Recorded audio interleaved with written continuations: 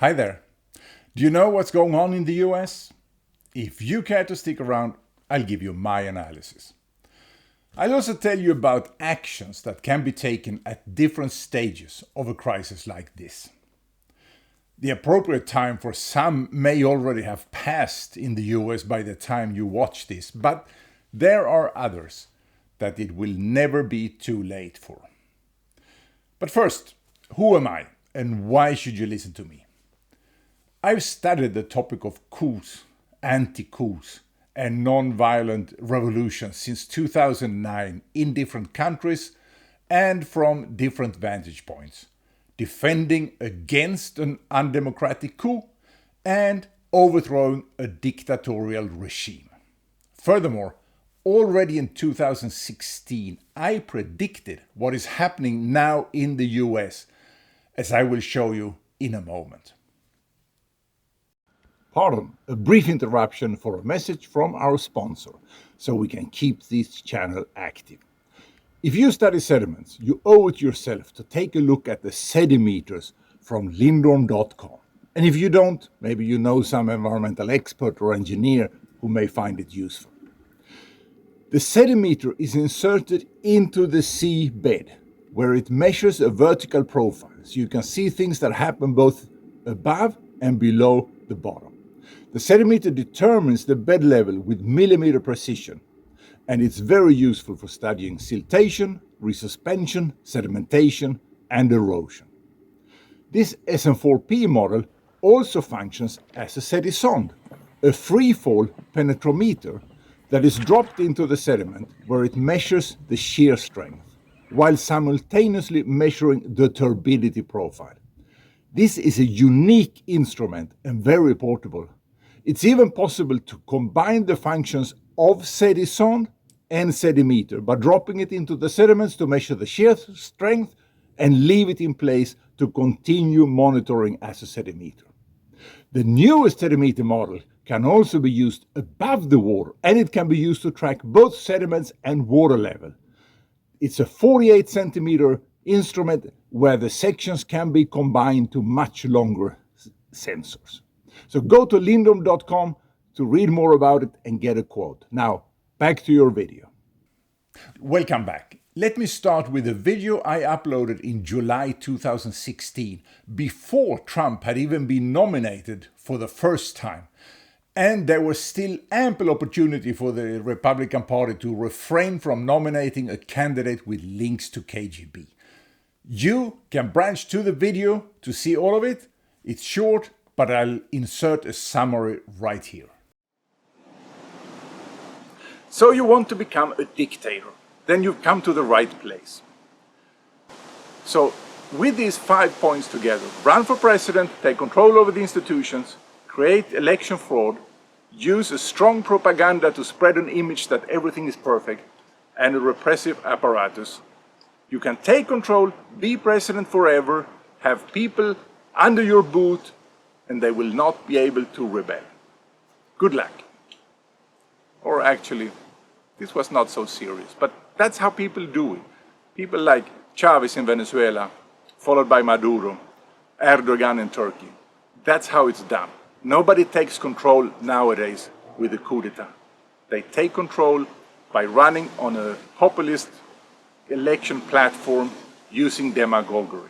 And then they subvert the institutions of government. That is 21st century dictatorship. Beware.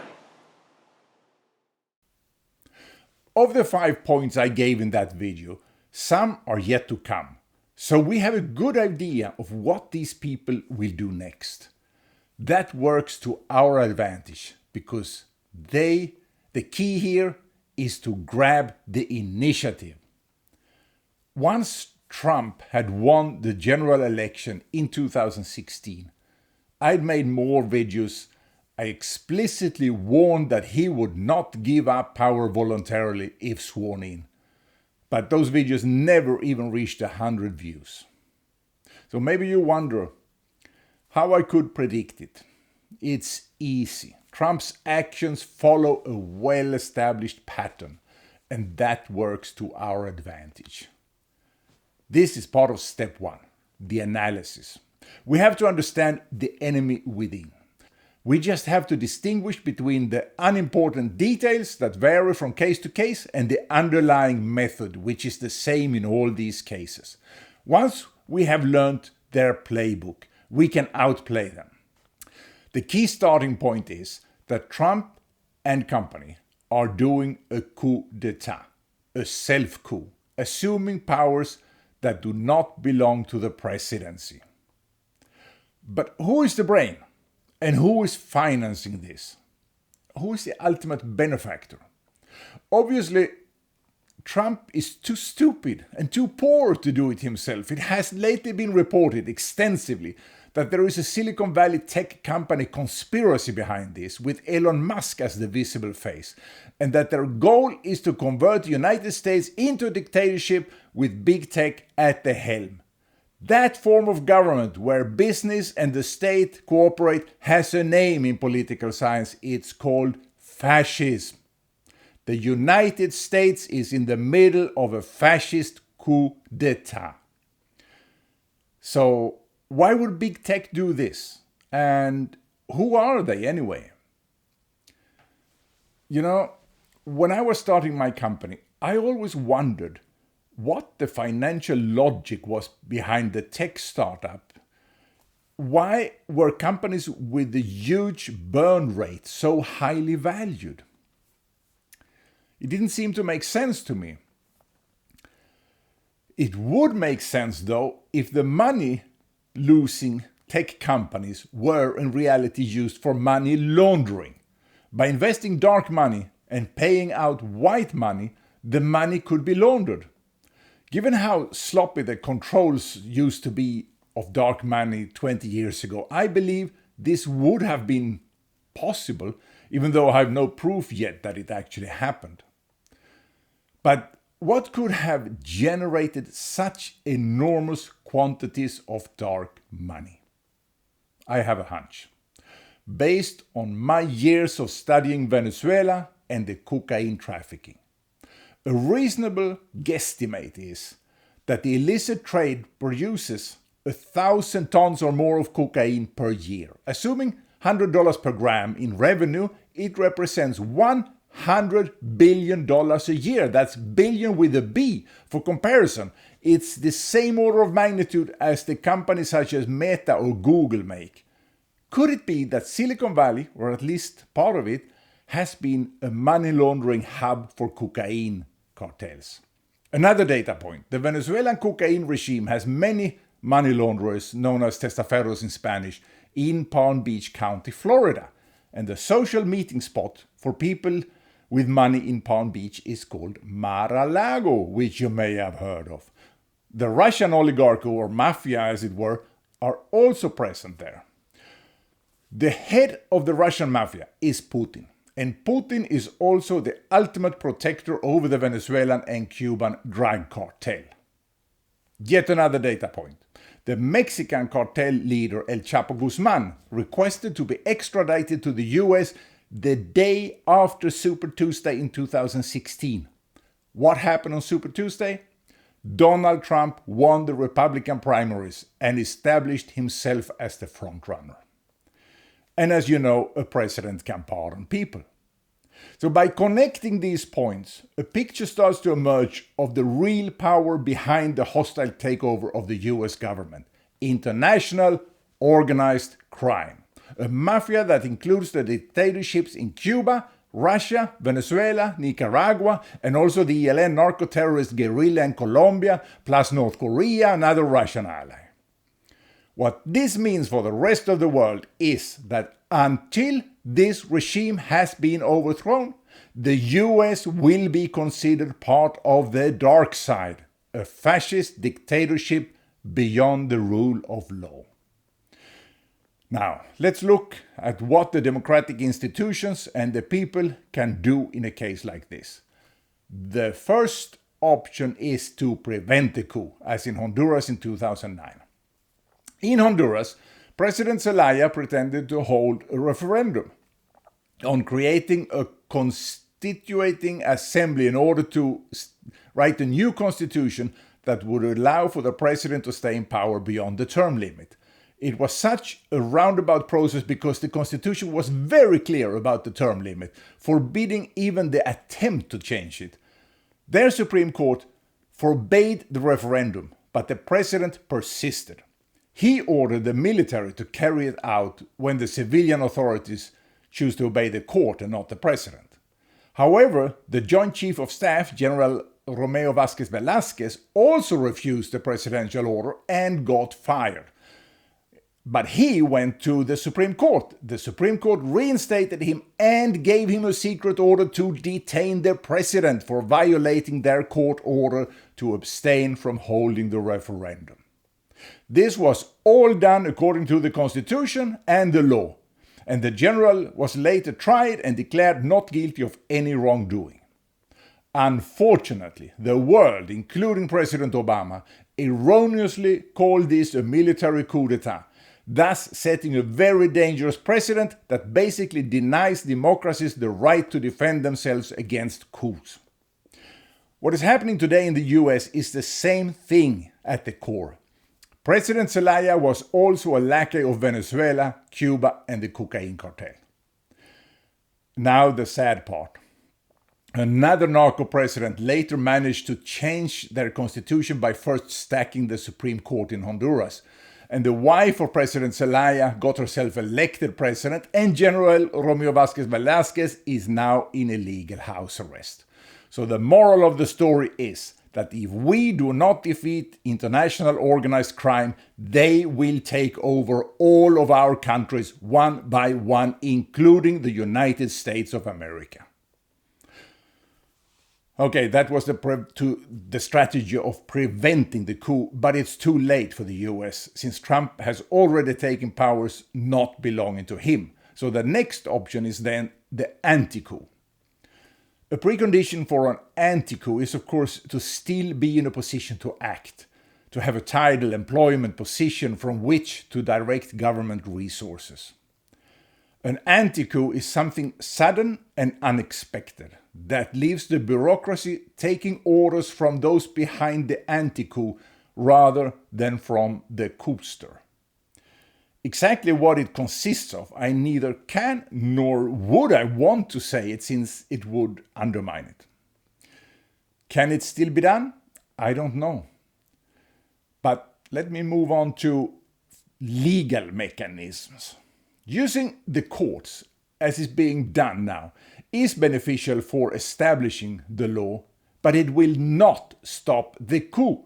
The coupster will, by definition, disobey the court, or it would not be a coup. Thus, nobody should settle down and believe that things are under control. They are not.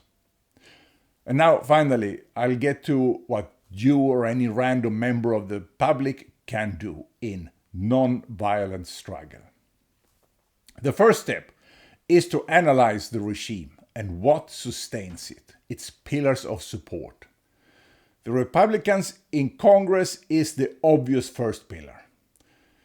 Then, second step, erode their support until the regime fails. The action plan can include all the traditional forms of pressure on politicians, town halls, calls, demonstrations, even civil disobedience, and also actions against private companies that support the regime, in this case, tech companies. Call for other countries to ban X, Twitter, and so on. The final breaking point is frequently a massive and sustained demonstration in civil disobedience at a centric location that is easy for media to cover and impossible to ignore, where the demand is the resignation of the dictator and new elections. Centric means near the White House and Congress in this case, and actions could also target the big tech companies that apparently are behind this coup d'etat. Let me now step back and put this into perspective. Where does nonviolent struggle fit in historically, and what are its criteria for success? There are various ways to depose a dictator, and the one in vogue has varied in history. Revolution, military coup d'etat, and nonviolent struggle. Russia and her allies called the latter a soft coup, And a coup d'etat was once considered a less bloody alternative for a revolution. So the development has been towards less and less loss of life. Revolution first. The popular armed revolution is legitimate under international common law under two conditions. First, the regime is generally bad. Not just bad policy, but generally violating human rights. And second, a majority wants a regime change. And if they don't know the situation, they would have wanted it if they had known. However, revolutions are now obsolete, and the reason is that people don't stand a chance against the oppressive apparatus of the regime. So after the revolution comes the coup. In the military coup d'etat, it's the military itself that takes action, or in reality a subsection of it that organizes in secret. Although I have never been a part of the military myself, I've interviewed people who have been part of this, so I know in theory how to do one, and it seems possible that it could be done in the United States also. Now, the goal, of course, is to seize power so quickly that it does not even occur to anyone to resist it. And finally, the civil disobedience. The most popular method after the Cold War, or after the 60s, 70s, is the non-violent struggle. In this method, drawn out civil disobedience, that is unarmed and non-violent non-compliance, is used to change the calculus for the regime to the point where it no longer benefits them to cling to power. This requires three things. First, some restraint on the part of the repressive forces, so they don't just commit mass murder, genocide or the like. Second, that the regime actually has another option, because if they know that surrendering power equals certain death, they will never surrender it.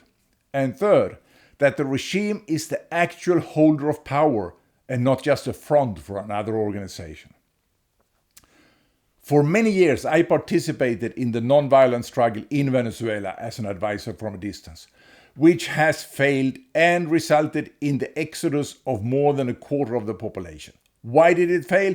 Because neither of those three conditions were met. First, they actually created a genocide to starve the protesters to death. And second, the leaders and narcos, cocaine kings, they don't have a second option. They would not last long if they lost power. So they prefer to fight to death rather than let go of power in Venezuela. And third, to the topping of the cake, Cuba is behind the Venezuelan regime, and behind Cuba is Russia. It's not an independent regime, but a vassal state. Cuba sent 60,000 troops in 2014 to quell an uprising. So it's impossible, really, to make that fall by non-violent struggle. So there are situations where the non-violence is not an option. Gandhi succeeded in India because the United Kingdom was a democracy. If they had been under Nazi Germany, Hitler would simply have ordered them shot, all of them. So the lesson is that non-violence does not work when there isn't conditions for it. So faced with an enemy that lacks empathy, lacks compassion, and has no conscience, the use of force is absolutely justified and, as a last resort, necessary. So where does this leave us? The best option would be the anti-coup. The anti-coup being an unexpected and sudden action that neutralizes the wannabe dictator and removes him or her from the levers of power through actions within the government itself. At the same time, there should be legal action and political pressure on those politicians who back the dictator. Remember, we need to get the Republican politicians to side with the people, and we need to get law enforcement, National Guardsmen, and the military to refuse to act against non-violent disobedience, civil disobedience against the regime.